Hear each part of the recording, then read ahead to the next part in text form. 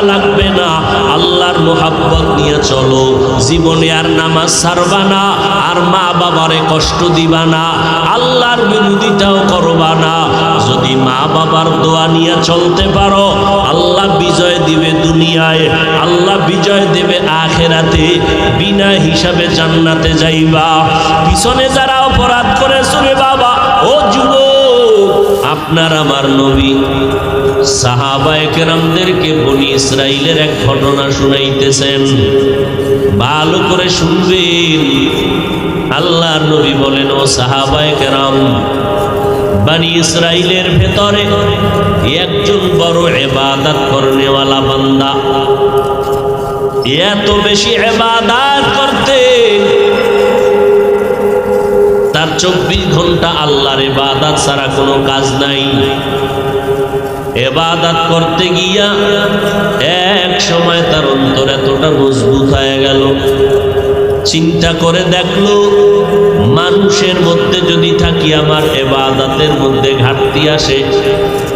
যতক্ষণ ইবাদত করি ভালো, ইবাদত করে বাইরে নামলে, মানুষের মধ্যে ঢুকে পড়লে, তখন আমার ইবাদতের মন মানসিকতা নষ্ট হয়। আল্লাহর বান্দা চিন্তা করিয়া সিদ্ধান্ত নিল, আমি আর লোকালয়ে থাকবো না, নির্জন জায়গায় গিয়া একতাবদ্ধ হইয়া একনিষ্ঠতার সাথে এক ধ্যানে আমি রবের ইবাদত করব।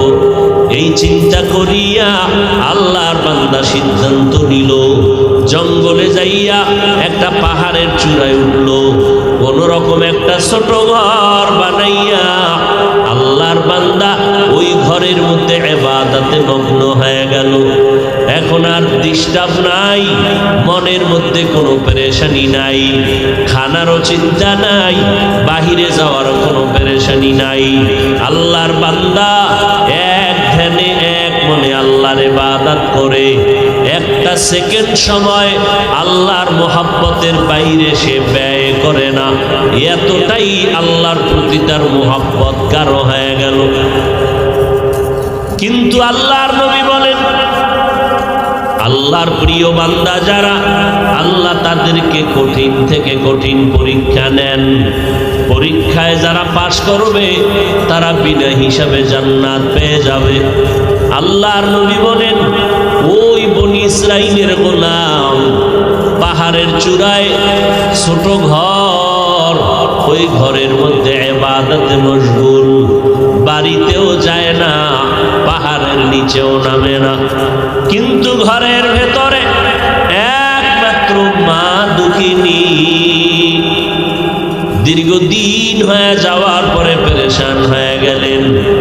সন্তানের দেখি না, কত রাত কত দিন হয়ে গেল, আমার কলিজার টুকরা সন্তান একবারও দেখলাম না, সন্তান আমার ঘরে আসে না, মনটা বড় খারাপ।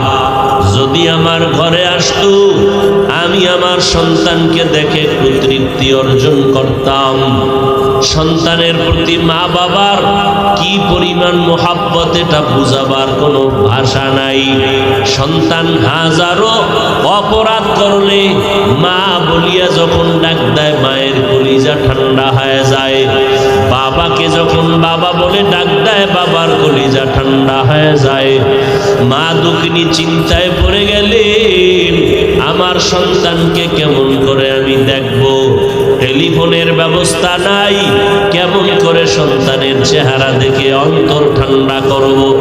মা চিন্তা ভাবনা করিয়া সিদ্ধান্ত নিল, আমি সকালবেলা বাবার সন্তানের কাছে যাই, একটু দেখা করব।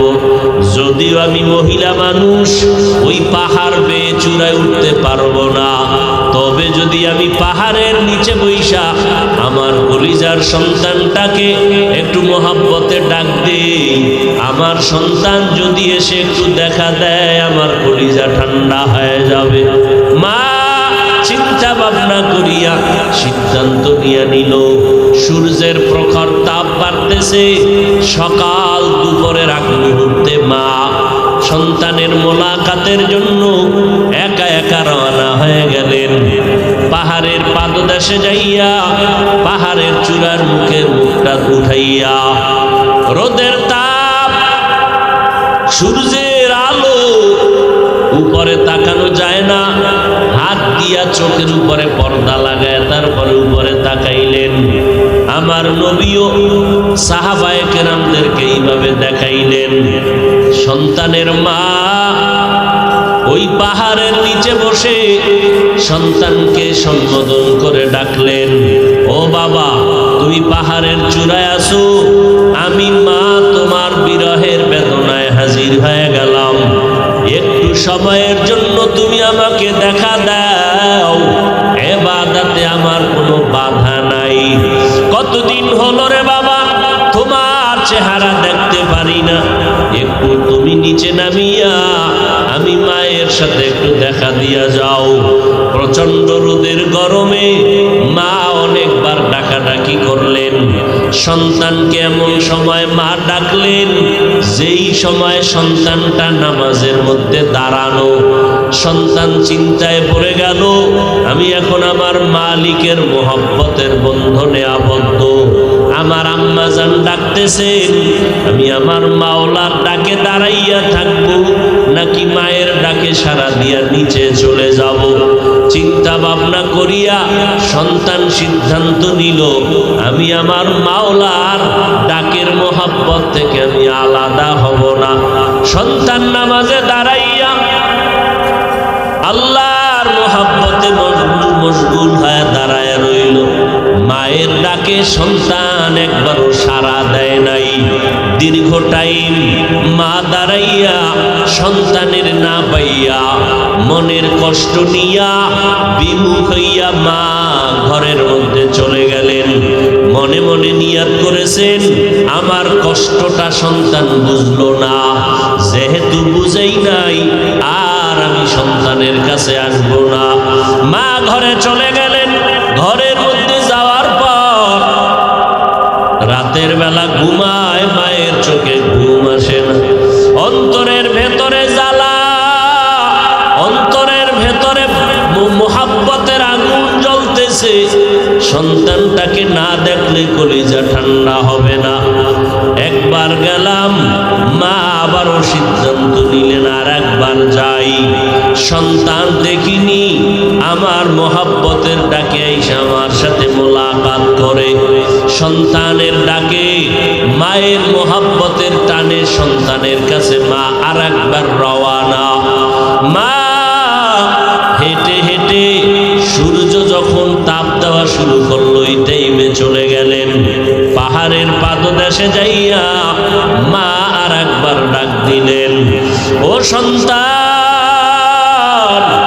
তুমি আমাকে সারিয়া ইবাদতের ময়দানে হাজির হয়েছো। আমি মায়ের অন্তরে কোনো দুঃখ নাই, তুমি ইবাদত করবা, আমি মায়ের কোনো বাধা নাই। তবে তুমি একবার একটু নিচে নেমে আসো, আমি মা তোমাকে না দেখে পাগলের মতো হয়ে গেলাম। একবার আইসা আমাকে মা বলে ডাক দাও, আমি মায়ের চেহারাটা দেখো, আমি মা তোমার চেহারাটা দেখে কলিজা ঠান্ডা করব। দীর্ঘ টাইম আজ মা দাঁড়ায় দাঁড়ায় সন্তানের ডাকে। মায়ার নবীও চোখের পানি ছেড়ে কাঁদেন আর বলেন, ও সাহাবায়ে কেরাম, আজও মা যখন ডাকছেন সন্তানটা আজও নামাজের মধ্যে দাঁড়ানো। ও সন্তানেরা, ভালো করিয়া শুনিয়া নাও, ওই মায়ের মোহাব্বত ভাষা নাই বুঝাবার মতো। আজকে তুমি যতই বাহাদুরি করো না কেন, টাকার মালিক, বাড়ির মালিক, গাড়ির মালিক হয়ে গেছো, সম্মানের চেয়ারের মালিক, একবারও কি চিন্তা করছো রে বাবা? এই সম্মান, এই টাকা, এই বাড়ি গাড়ি, এগুলো কিছুই তোমার বাহাদুরি না, সব হলো দুঃখিনী মায়ের চোখের পানি আর মা বাবার দোয়ার কারণে। ওই মা বাবার দোয়া যদি না থাকতো তুমি সম্মানের চেয়ার পাইতা না, টাকা পয়সা বাড়ি গাড়ির মালিক হতে পারতা না। আজকে অনেক সন্তানের কারণে মা বাবা চোখের পানি ফেলে কত কান্না কাঁদে, ওই সন্তান টাকা পয়সা পাইয়া মা চিনে না, বাবাও চিনে না। ওই সন্তান টাকা পয়সার মালিক হইয়া মা বাবার খোঁজ খবর রাখে না। ও সন্তান, ওই মা যদি একবার দুঃখ করিয়া বরদোয়া করে তোমার কপাল নষ্ট হয়ে যাবে। ও সন্তানেরা, ওই মা বাবাকে কষ্ট দিও না। আজও সন্তানের মা পাহাড়ের নিচে দাঁড়াইয়া সন্তানটাকে ডাকতেছেন। হাদিসে পাকে আমার নবী বনি ইসরাইলের ঘটনা শুনাইতেছেন। সন্তান আজও নামাজে দাঁড়ানো চিন্তায় পড়ে গেল। নামাজের ভিতরে দাঁড়াইয়া আমি আমার মাওলার ডাকের সাড়া দিব না মায়ের ডাকে জবাব দিব। সন্তান সিদ্ধান্ত নিল, আজও আমি মাওলার ডাকের সাড়া থেকে পিছনে যাব না। মা যতই ডাক দেখ না কেন, আমি মায়ের ডাকে সাড়া দিব না। আজও মা সূর্যের গরমে দীর্ঘ টাইম কষ্ট করে দাঁড়াইয়া সন্তানের সাড়া না পাইয়া মা কষ্ট নিয়ে বাড়ির মধ্যে রওয়ানা। বিদায় বেলা যায় আর বলে, ও সন্তান, তুমি ইবাদত করো, আমি মা চলে গেলাম, আর তোমারে আমার প্রয়োজন নাই রে বাবা। মা কষ্ট নিয়ে বাড়ি চলে গেলেন। দুদিন তিন দিন কিন্তু মায়ের অন্তরে মানাইতে পারে না। সন্তানের কথা যখনই মনে পড়ে মা অঝোর দাঁড়ায় কান্না করে। ও দয়ার মালিক, ওই সন্তানের তো বুঝাইতে পারি না আমি মায়ের মনে কত কষ্ট। এইবার মা শেষ আর একবার সিদ্ধান্ত নিলেন, আমি এই শেষবারের মতো আবার যাব, সন্তানের গিয়া কলিজা ভরে ডাকবো। সন্তান দেখিনি শেষবারের মতো আমার মোহাব্বতে ঈশা সাড়া দেয়। তৃতীয়বারের মতো মা ঘর থেকে বের হইয়া রওয়ানা। ও যুবক বাবারা, বাবার দোয়ার কারণে রে বাবা। অথচ সন্তানের একটু ভাবিয়া দেখো, এই বয়সে মা বাবাকে কত কষ্ট দিয়েছো, মা বাবারে কত ধমক দিয়েছো। ও সন্তান, কপাল যদি ভালো করতে চাও ওই মা বাবার কাছে গিয়া ক্ষমা চাইয়া দোয়া নিও। মা বাবা যদি দোয়া না করে তোমার কপাল আর খুলবে না। আর যদি মা বাবা তোমার আমার মাথায় হাত বুলাইয়া দোয়া করিয়া দেয়, সাথে সাথে আল্লাহর দরবারে মা বাবার দোয়া কবুল হয়ে যাবে। ও সন্তান, ওই মা বাবারে ভুলিয়া যাইও না রে বাবা, মা বাবারে কষ্ট দিও না রে বাবা। ওই মা বাবার দোয়া নেওয়ার চেষ্টা করিও। ওই মা বাবা দোয়া করলে আরশে আজিমে বসতে কোনো পর্দা থাকবে না। আল্লাহর বান্দি সন্তানের মোহাব্বতে পড়িয়া তৃতীয়বারের মতো রওয়ানা। সন্তান কোথায় একটা নজর দেখবো, কলিজা ঠান্ডা হয়ে যাবে। মা সন্তানকে পাওয়ার জন্য, দেখার জন্য শেষবারের মতো রওনা হয়ে গেল। সূর্যের গরম, পাহাড়ের পাদদেশে গিয়া মা দাঁড়াইলেন। দাঁড়াইয়া আবার আগের মতো ডাকতেছে, ও আমার কলিজার সন্তান, শেষবারের মতো আসছি রে বাবা। আমি তোমাকে না দেখলে আমার কলিজা ঠান্ডা হবে না। একটু নিচে নেমে এসে মায়ের চেহারার সাথে একটু দেখা করায়া যাও। সন্তানকে মা আজও এমন সময় ডাক দিলেন যেই সময় সন্তান নামাজের ভিতরে মশগুল। সন্তান চিন্তায় পেরেশান হয়ে গেল, মায়ের ডাকে আমি কি নিচে যাব না নামাজ শেষ করব। সন্তান আজও সিদ্ধান্ত নিল মায়ের ডাকে সাড়া না দিয়া নামাজ ছাড়ব না, নামাজের ভিতরে মশগুল হয়ে যাব। ইসলামের আইন হলো নফল নামাজ যদি পড়ো, মা যদি বারবার ডাক দেয়, নামাজ তুমি ছেড়ে দিয়া মায়ের ডাকে সাড়া দাও। কারণ মা যদি আবার কষ্ট পাইয়া চোখের পানি ছেড়ে দেয়, সন্তান যত টাকার মালিক হও না কেন, যত গাড়ি বাড়ির মালিক হও না কেন, মায়ের বরদোয়ার সাথে সাথে কবুল হয়ে যাবে, তোমার কপাল পুড়িয়া যাবে, টাকা পয়সা তোমাকে বাঁচাইতে পারবে না, ক্ষমতায় বাঁচাইতে পারবে না। ওই মা বাবার অন্তরে যেন কষ্ট না যায়, এই জন্য ইসলামের আইন হলো নফল নামাজেও যদি দাঁড়াও, মা বাবায় যদি কলিজা ভরিয়া বারবার ডাকে তাড়াতাড়ি নামাজ সারিয়া সারা দাও, মা বাবা যেন কষ্ট না পায়। এরে নবীর উম্মতের দল ও যুবকের দল, আজও সন্তান মায়ের ডাকে সাড়া দেয় না। আজকে মা অনেক কষ্ট পেয়ে গেল, 3টে দিন আসলাম, একটা দিন সন্তান আমার ডাকে সাড়া দিল না। আজকে মা এত ভীষণ কষ্ট পাইয়া চোখের পানি ছেড়ে কান্না শুরু করলেন। সর্বশেষ মা নিরুপায় হইয়া কষ্ট নিয়ে বাড়ির দিকে রওয়ানা। আজকে বাড়িতে যায় আর মনে মনে আমার মাওলার কাছে একটু বরদোয়ার মতো কথা বলেই ফেলল। তেমন কঠিন কথা না, হালকা ভাবে বলল, ও আসমানের মালিক, 3টা দিন আমি মহিলা মানুষ ঘর থেকে কষ্ট করে হেঁটে হেঁটে আসলাম, সূর্যের গরমের মধ্যে আসিয়া 3টা দিন ডাকলাম, আমার সন্তান একবারও সাড়া দিল না।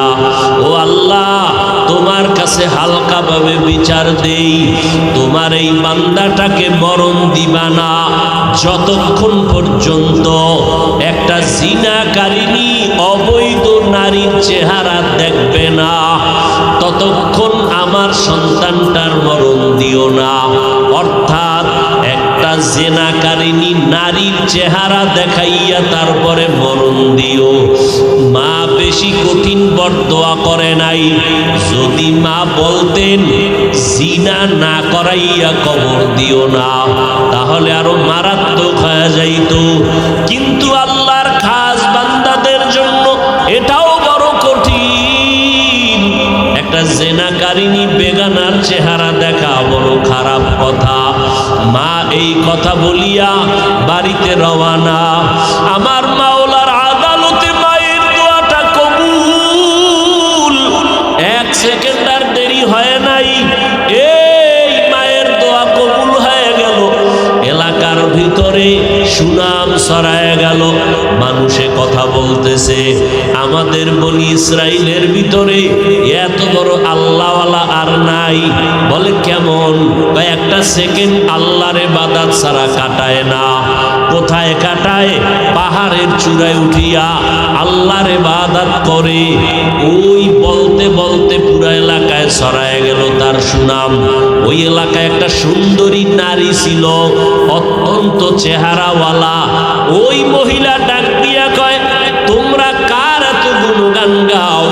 বলে আমাদের বনি ইসরাইলের সন্তান পাহাড়ের চূড়ায় ইবাদত করে, 1টা সেকেন্ড ইবাদত ছাড়া খালি যায় না, এবং সে কোনো গুনাহ করে না, গুনার দিকে নজরও দেয় না।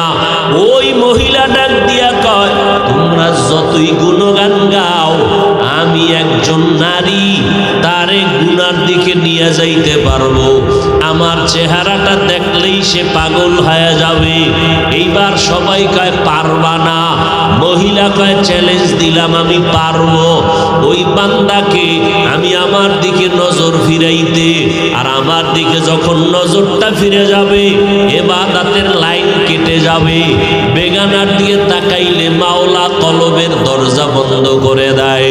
আল্লাহ আমাদের নজরকে হেফাজত করার তৌফিক দান করেন, বলেন আমিন। আল্লাহর বান্দি সুন্দরী নারীটা পাহাড় বেয়ে বেয়ে উপরে চলে গেল। অনেক মানুষ দেখার জন্য ভিড় জমায়ে গেল। এমন সময় ওই সুন্দরী নারীটা যখন আল্লাহর বান্দার ইবাদতখানার মধ্যে গিয়ে ঢুকলো, এমন একটা টাইমে ঢুকছে যেই টাইমে আল্লাহর বান্দা নামাজে দাঁড়ানো। মহিলা ঘরের ভিতরে একা, আর ইবাদত করনেওয়ালা সন্তানও একা। আর কেউ নাই মহিলার দিকে আকর্ষণ বাড়ানোর জন্য, মহিলার চেহারার দিকে নজর নেওয়ার জন্য যত ধরনের সিস্টেম করা দরকার ওই মহিলা তাই করলো। কিন্তু আল্লাহ পাকের কুদরত, ওই বান্দার নজরটা একবারের জন্য বেগানার দিকে যায় নাই। মহিলা হাজারো অপচেষ্টা করিয়া ব্যর্থ হয়ে গেল। ইবাদতের বান্দাটা একটা নজর ওই বেগানার দিকে দেয় না। মহিলার ভিতরে জিদ বেড়ে গেল, রাগ আরো বেড়ে গেল। ওরে আল্লাহর বান্দা ভালো করে বুঝো, যারা মাওলার খাঁটি গোলাম, আজকে তুমিও মুসলমান আমিও মুসলমান, তোমার আল্লাহ আমার আল্লাহ এক, তোমার নবী আমার নবী এক, তোমার কোরআন আমার কোরআন এক, তোমার কালেমা আমার কালেমা এক, নাকি আলাদা? তোমার ধর্ম আমার ধর্ম, তোমার কাবা আমার কাবা, তোমার দুনিয়াতে আসা দুনিয়ার থেকে বিদায় তাও হবে এক, কাফন হবে তিনটা, কালার হবে আলাদা। কথা কও, কালার হবে এক। তুমিও মুসলমান আমিও মুসলমান। আজকে তোমার পাও দইরা দইরা বয়ান কেন করা লাগবে? আজকে তো হিন্দুদেরকে বয়ান করা দরকার ছিল, খ্রিস্টানকে বয়ান করা দরকার ছিল। কারণ তোমাদের এই উত্তরবঙ্গের ভিতরে দলে দলে মুসলমান খ্রিস্টান বানায়, টাকা পয়সা দিয়া কাদিয়ানি বানায়, তাদেরকে বয়ান করা লাগতো। অথচ 12 মাসের একটা দিন বন্ধ নাই, মুসলমানের পাও ধরে ধরে বয়ান করা লাগে, এরপরও লাইনে আনা যায় না। তুমিও মুসলমান আমিও মুসলমান, তোমার আল্লাহ আমার আল্লাহ এক, তোমার আমার নবী এক, কালেমা এক, কোরআন এক, হাদিস এক, নবী এক, কাবা এক। অথচ তোমার দাড়ি রাখতে লজ্জা লাগে, আমার দাড়ি কাটতে লজ্জা লাগে, তোমার টুপি মাথায় দিতে লজ্জা লাগে, আমার টুপি মাথায় না দিলে লজ্জা লাগে, তোমার পর্দা করতে লজ্জা লাগে আর আমার পর্দা না করলে লজ্জা লাগে, তোমার মসজিদে ঢুকতে লজ্জা লাগে আর আমার মসজিদে না ঢুকলে লজ্জা লাগে। তুমি আজকে প্যান্ট শার্টটাই পরো, কত মজা, লম্বা জামা পরতে লজ্জা পাও, আর আমি লম্বা জামা না পরলে লজ্জা পাই। বলো, তুমিও মুসলমান আমিও মুসলমান। ও বান্দা, তুমিও পানি পান করো আমিও পানি পান করি।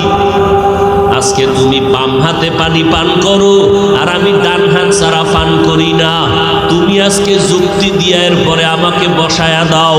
ও মুসলমানের সন্তান, আবার তোমাদের লাইনে আমাদের মতো হুজুর না, জীবনে মাদ্রাসায় পড়ে নাই, তোমার মতো লাইনের বহু আল্লাহর বান্দা স্কুলে পড়ে, কলেজে পড়ে, চাকরি করে, ব্যবসা করে, 5 বেলার নামাজি আছে না নাই?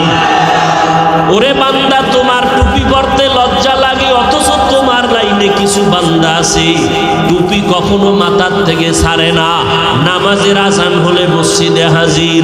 ও বুড়া বাবাজিরা, আপনার মতো কত বুড়ারা হাতের মধ্যে লাঠি নিয়ে টোকাইয়া কষ্ট কইরা কইরা মসজিদে গিয়া নামাজ পড়ে, আর আপনি নামাজ পড়তে ভালো লাগে না। আপনিও মুসলমান, ওই বুড়াও মুসলমান। ওই স্কুল কলেজের ছেলে মেয়েরা তোমার মতো যুবক স্কুলে পড়িয়াও নামাজ ছাড়ে না, রাস্তায় গাড়ি চালায় নামাজ ছাড়ে না। তুমিও মুসলমান, তোমার ওই ভাইও মুসলমান, র্যাব আর্মি পুলিশ বিডিআরের চাকরি করে, নামাজ ছাড়ে না।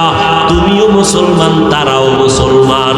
ও আল্লাহর বান্দারা, ও পর্দার আড়ালের আম্মা জানেরা, আমরা আল্লাহর রাস্তায় চলতেছি। ও পর্দার আড়ালের মা, আপনাদের মধ্যে থেকেই তো দুনিয়াতে নবী আসছেন, সাহাবায়ে কেরাম আসছেন, ওলিয়া উলিয়া আসছেন, হাফেজে কোরআনরা আসছেন। আপনারা তো হাফেজে কোরআনের মায়ের মতো মা, আপনারা তো নবীদের মায়ের মতো মা, আপনারা তো খাদিজা রাদিয়াল্লাহু আনহার মতো নারী, আপনারা তো ফাতেমা রাদিয়াল্লাহু আনহার মতো নারী, আয়েশা রাদিয়াল্লাহু আনহার মতো নারী। ও পর্দার আড়ালের আম্মা জান, আপনার মতো কত মা এখনো গ্রামে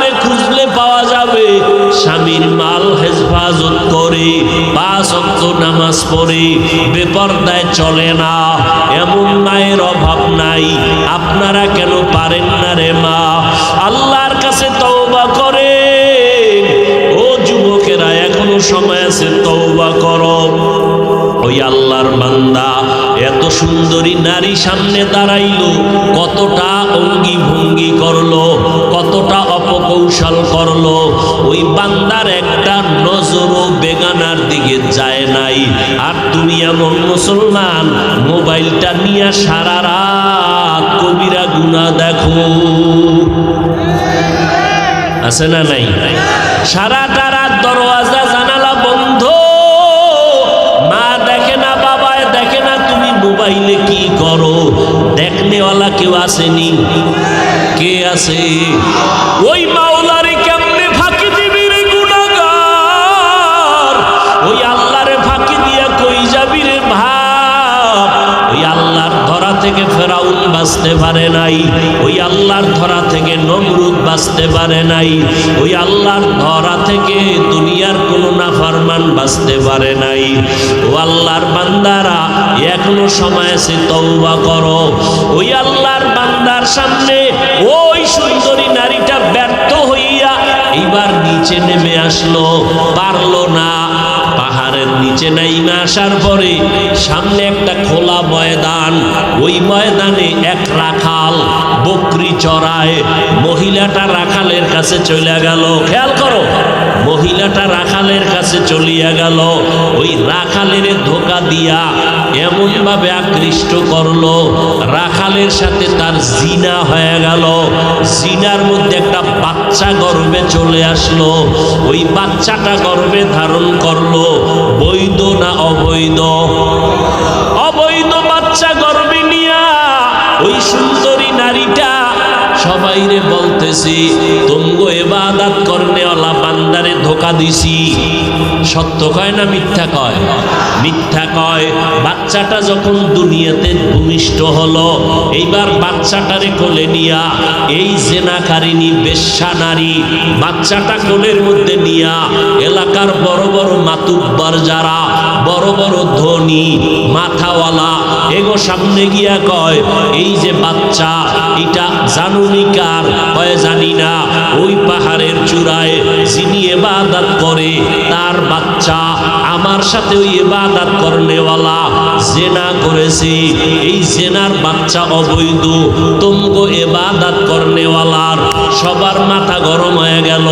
আমাদের এত সুনাম, ওই ভাইজানের এত গুণগান বলি, এত বড় আল্লাহওয়ালা, এত সুনাম গাইলাম, তার এই অবস্থা। আমরা তার কথা শুনতে রাজি না।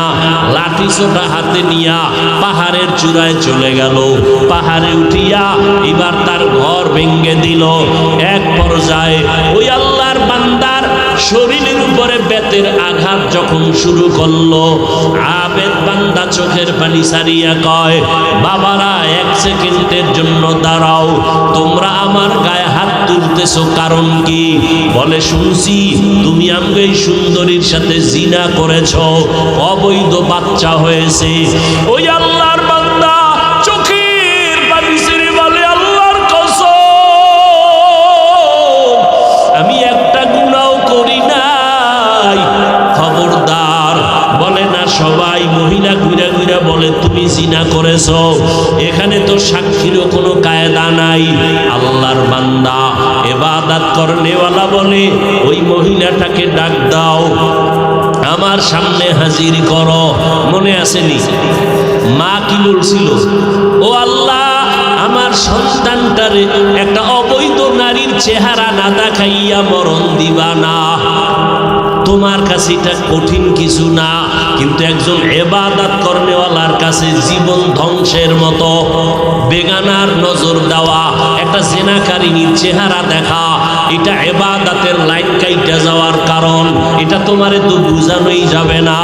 ওই আল্লাহর বান্দার জন্য মা বলেছিলেন, জেনাকারিনীর চেহারা না দেখাইয়া আমার সন্তানের মরণ দিবা না।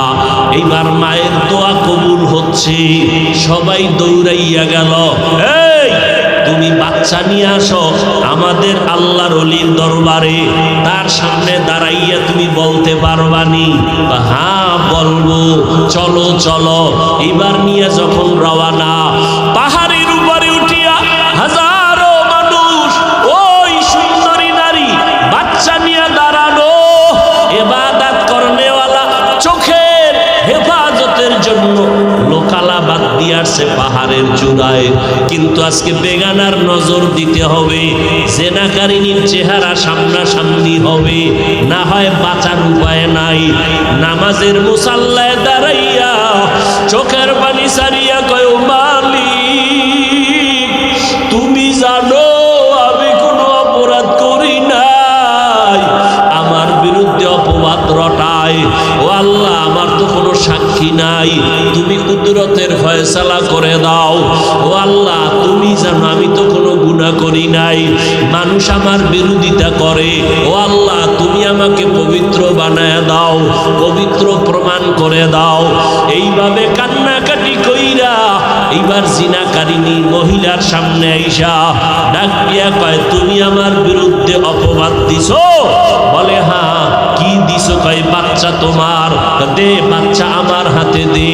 এবার ওই বেশ্যা জাহান্নামী জিনাকারী নারীর হাত থেকে দুধের বাচ্চাটা কোলের মধ্যে নিয়া আল্লাহর বান্দা চোখের পানি ছেড়ে কাঁদেন, আর সবার সামনে দুধের বাচ্চাটারে জিজ্ঞাসা করে, এই বাচ্চা কথা বল, বল তাড়াতাড়ি তোর বাবাকে।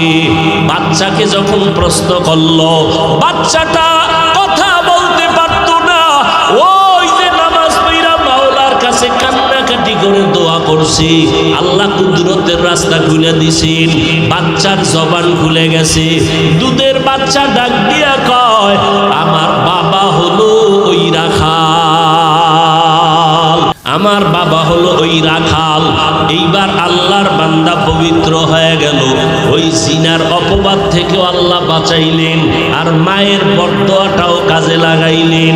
মা বলছিল জিনাকারীর চেহারা না দেখে মরণ হবে না, চেহারাও দেখাইলেন, আর মাওলার কাছে চোখের পানি ছেড়ে কান্না করেছেন। আল্লাহ তার ইজ্জত হেফাজত করলেন। এইবার সব মানুষ মহিলার উপরে ক্ষিপ্ত হয়ে গেল। এরে নবীরা আশিক উম্মতের দল, ওই আল্লাহ এখনো আছে না নাই? ওই আল্লাহকে ভুলিয়া কই গেছো? ওই আল্লাহর মোহাব্বত দিয়া সামনে আগাও। তোমার লেখাপড়া বন্ধ করা লাগবে না, চাকরি বন্ধ করা লাগবে না, আল্লাহর মোহাব্বত নিয়ে চলো। জীবনে আর নামাজ ছাড়বা না, আর মা বাবারে কষ্ট দিবা না, আল্লাহর বিরোধিতাও করবা না। যদি মা বাবার দোয়া নিয়ে চলতে পারো, আল্লাহ বিজয় দিবে দুনিয়ায়, আল্লাহ বিজয় দেবে আখিরাতে, বিনা হিসাবে জান্নাতে যাইবা। পিছনে যারা অপরাধ করেছো রে বাবা, ও যুবক, আল্লাহ হেদায়েতের মালিক, কয়দিন আর বাহাদুরি করবা? আল্লাহর কাছে বিনয়ের সাথে তওবা করো। গুনার কথা একদিকে তাকাইয়া মনে মনে আমার মাওলারে ডাক দাও, ও আল্লাহ, জীবন তো কম নামাজ ছাড়ি নাই, কম বেপরদায় চলি নাই, আজকে থেকে তৈরি হয়ে গেলাম, আর নামাজ ছাড়বো না। আমার মতো তোমার মতো বান্দা যদি স্কুল কলেজে পড়িয়াও নামাজ পড়ে, তুমি কেন পারবা না? মনেরে বুঝাও। তোমার মতো যুবক যদি গাড়ি চালাইয়া নামাজ পড়ে, তুমি কেন পারবা না? তোমার মতো বান্দা নদীর মধ্যে কাজ করে, কৃষি কাজ করে, নামাজ ছাড়ে না, তুমি কেন পারবা না? আল্লাহর কাছে হেদায়েতের জন্য দোয়া চাও, মা বাবার দোয়া নিয়ে চলবা, আর কোনোদিন দাড়ি কাটবা না, মা বাবারে কষ্ট দিবা না, আলেমদের বিরোধিতা করবা না, নবীর তরিকার বাহিরে চলবা না।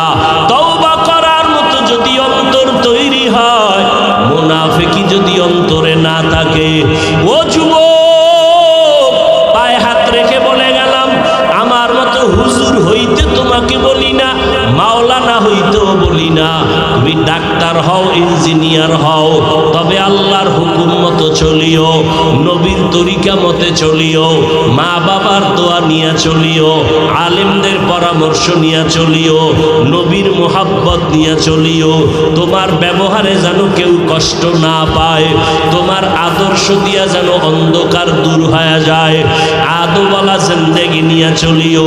আল্লাহর কাছে তওবার যদি খাঁটি নিয়ত অন্তরে কারো থাকে যে মরিয়া গেলে যাবা, নার নামাজ ছাড়বা না, আল্লাহকে যদি মন মতো বলতে পারো, আল্লাহ হায়াতের মালিক তুমি, রিজিকের মালিক তুমি, সম্মানের মালিক তুমি, আজকে থেকে তওবার নিয়ত করলাম, নামাজ ছাড়বো না, দাড়ি কাটবো না, বেপরদায় চলবো না, মা বাবার সাথে বেয়াদবি করবো না, উলামায়ে কেরামের পরামর্শ নিয়া নবীর সুন্নাত অনুযায়ী চলবো। তওবা করার মতো যদি কারো অন্তর তৈরি হয়, খাঁটি অন্তর যদি থাকে, মুনাফিকি যদি অন্তরে না থাকে, খাঁটি তওবার নিয়ত যাদের আছে, দুটো হাত আমার আল্লাহকে দেখাইয়া দাও। আয় আল্লাহ, আমরা তওবার নিয়তে হাত তুলেছি, হাতগুলো কবুল করে নেন, তওবা কবুল করে নেন।